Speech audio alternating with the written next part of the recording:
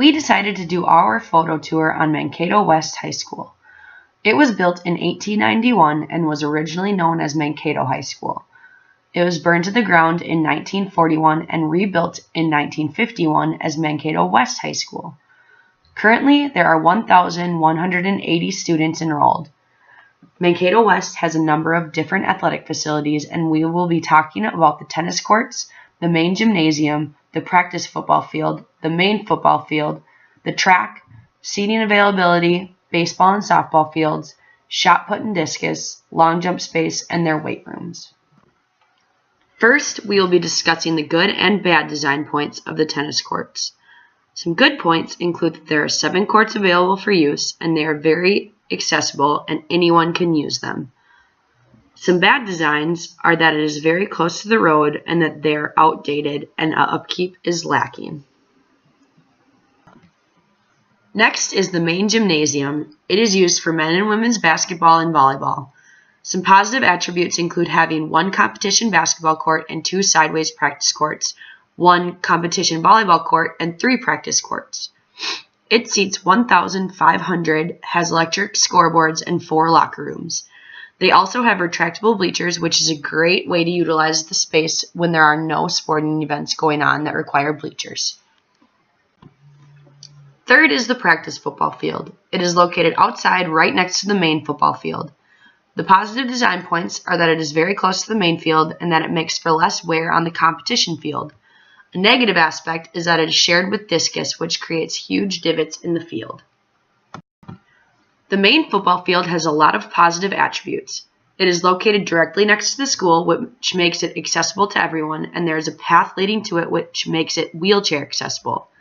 It also is fenced in, which makes it harder for people to get into when there isn't an event happening. Another positive design is that this field has dual use, track events and football games. There is a track surrounding the field, a sand pit on the far side, used for triple jump and long jump.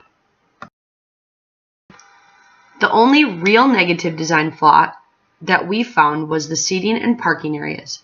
Because there is such limited space, they had to sacrifice these areas to create nicer facilities. Up next, we have the baseball and softball fields. One positive design is that there are 3 of them. They are also located right on school property, which is very convenient for the athletes and fans. There is no travel required. Some negative design flaws are that the main field is located directly next to the road. This leads to balls being hit toward it and a safety hazard. Another design flaw is that the other 2 fields are located within each other. This means that they have to share an outfield.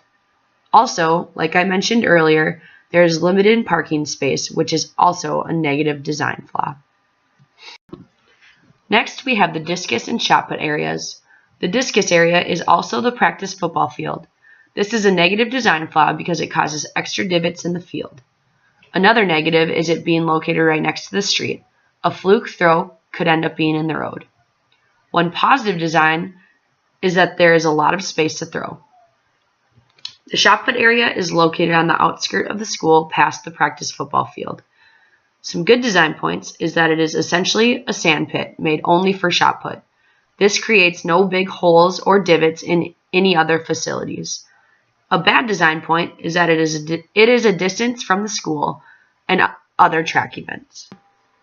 Last up is the weight room. Some positive design points are that it is located in the school and available to all athletes. It is new and well kept. The only negative is that the equipment is super close together, leading for a safety hazard. One takeaway that we thought of is that they could increase the upkeep and maintenance of the facilities outside, especially the baseball, softball fields, and the tennis courts.